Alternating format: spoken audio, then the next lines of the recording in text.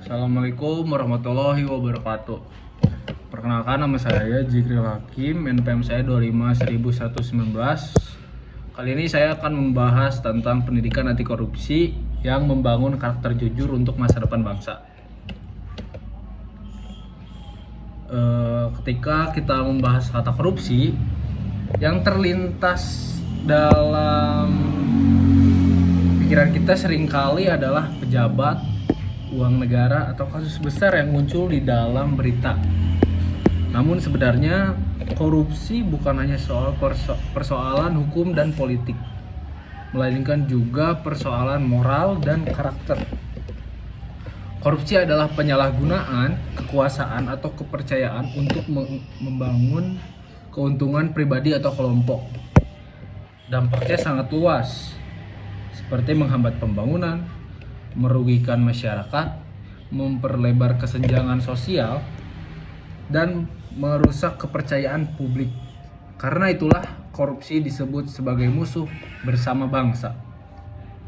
Namun pertanyaannya adalah, apakah pemberantasan korupsi hanya pertanggungjawaban aparat penegak hukum? Jawabannya tentu tidak. Pemberantasan korupsi harus dimulai sejak dini, melalui pendidikan anti korupsi, bukan sekedar mengajarkan apa itu korupsi, tetapi menanam nilai-nilai kejujuran, tanggung jawab, keadilan, dan keberanian dalam kehidupan sehari-hari. Pendidikan anti korupsi bertujuan membentuk manusia yang tidak hanya pintar secara akademik, tetapi juga kuat secara moral. Mengapa pendidikan anti korupsi sangat penting? Pertama, korupsi sering berawal dari kebebasan kecil yang dianggap sepele. Contohnya kayak kita pas saat ujian menyontek, titip absen, berbohong kepada orang tua, atau menggunakan fasilitas kampus untuk kepentingan pribadi. Jika perlakuan ini dibiarkan, maka saat dewasa kebiasaan tersebut bisa berkembang menjadi tindakan korupsi yang lebih besar. Kedua, generasi muda adalah cerminan calon pemimpin masa depan. Apa yang kita tanam hari ini akan menentukan wajah bangsa di masa depan. Jika generasinya muda, jujur, berintegritas, maka Indonesia akan menjadi negara yang kuat dan bermartabat. Ketiga, pendidikan anti korupsi membangun keberanian untuk berkata benar. Tidak mudah untuk jujur di tengah lingkungan yang terbiasa dengan kecurangan. Namun melalui pendidikan, kita diajarkan untuk berani mengatakan tidak pada tindakan yang salah. Meskipun itu tidak populer, maka kita harus mempunyai keyakinan bahwa kita harus bilang tidak.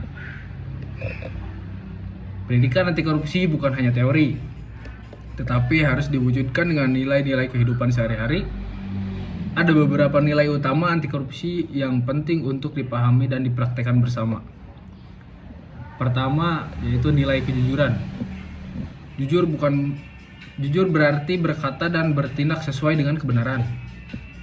Kejujuran adalah fondasi utama dalam melawan korupsi. Tanpa kejujuran, ilmu setinggi apapun tidak akan membawa manfaat apapun. Kedua, nilai tanggung jawab. Tanggung jawab berarti berani menerima konsekuensi dan setiap tindakan yang kita lakukan. Setiap yang bertanggung jawab tidak akan lari dari kewajiban dan tidak akan mengambil apa yang bukan haknya. Ketiga, nilai disiplin. Disiplin mengajarkan kita untuk taat pada aturan. Korupsi sering terjadi karena orang merasa dirinya kebal dalam hukum. Dengan disiplin kita belajar bahwa aturan dibuat untuk kebaikan bersama. Bentar. Yang keempat adalah nilai keadilan. Adil berarti memperlakukan orang secara setara. Korupsi merusak keadilan karena menguntungkan segelintir orang dan merugikan banyak pihak. Kelima, nilai kepedulian. Orang yang peduli tidak akan tega melakukan korupsi karena ia sadar bahwa tindakannya akan menyengsarakan orang lain. Lalu bagaimana penerapan pendidikan anti korupsi di lingkungan pendidikan? Di lingkungan sekolah dan kampus, pendidikan anti korupsi dapat diterapkan melalui satu, pembelajaran yang menanamkan nilai kejujuran. Yang kedua, sistem penilaian yang adil dan transparan. Yang ketiga, keteladanan dari guru dan tenaga pendidik. Yang keempat, budaya sekolah atau kampus yang menolak segala bentuk kecurangan.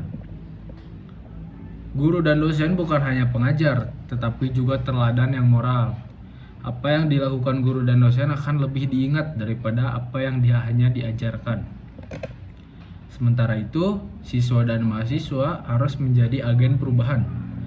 Mulailah dari hal-hal kecil, hal-hal sederhana seperti tidak menyontek, mengakui kesalahan, menghargai waktu, tidak memanipulasi data atau tugas, berani menegur teman yang berbuat curang dengan cara yang baik.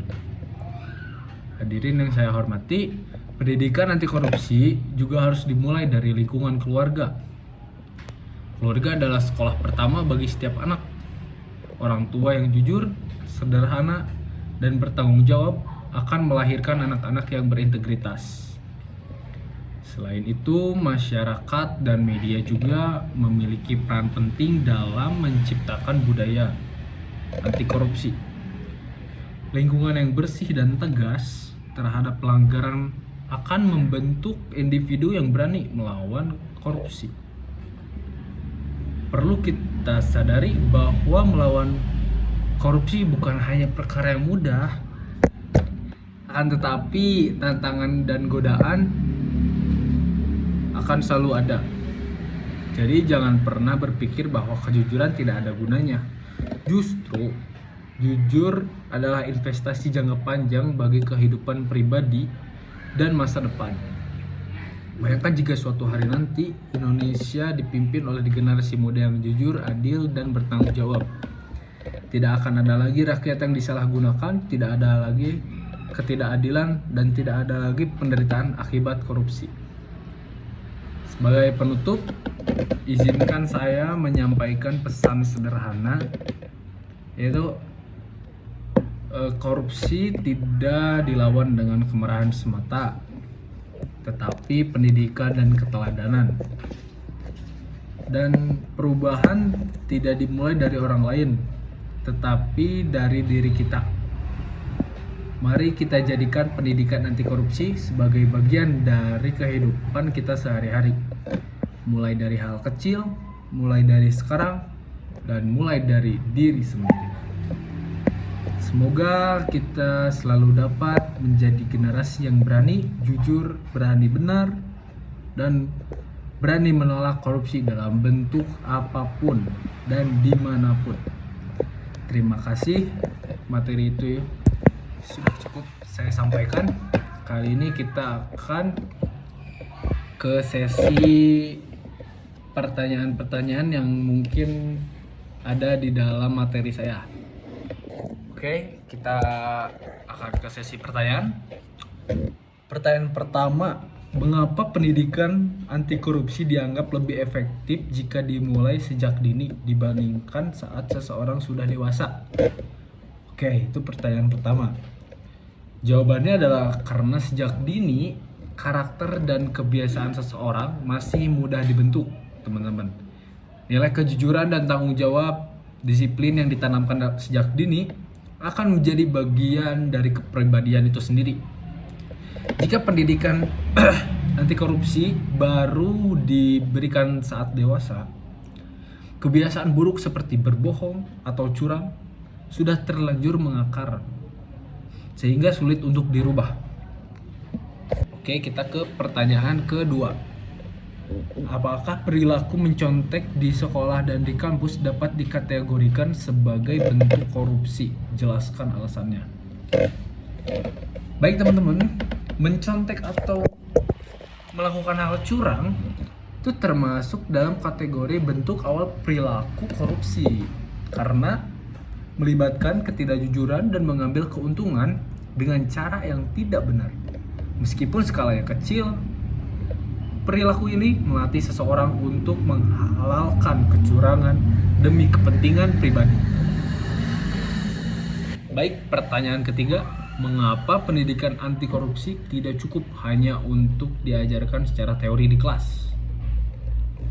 Baik, jawaban dari pertanyaan tersebut adalah karena tanpa praktek dan keteladanan, teori hanya menjadi pengetahuan saja tanpa makna.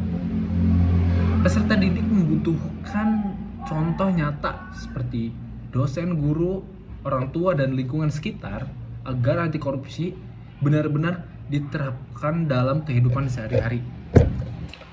Oke, pertanyaan keempat. Gelap. Bagaimana hubungan antara keteladanan pemimpin keberhasilan pendidikan anti korupsi?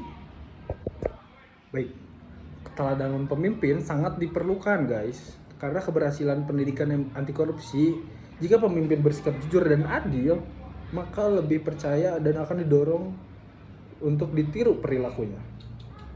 Sebaliknya, pemimpin yang tidak jujur dapat melemahkan semangat anti korupsi. Baik, sekian presentasi dari saya. Terima kasih. Assalamualaikum warahmatullahi wabarakatuh.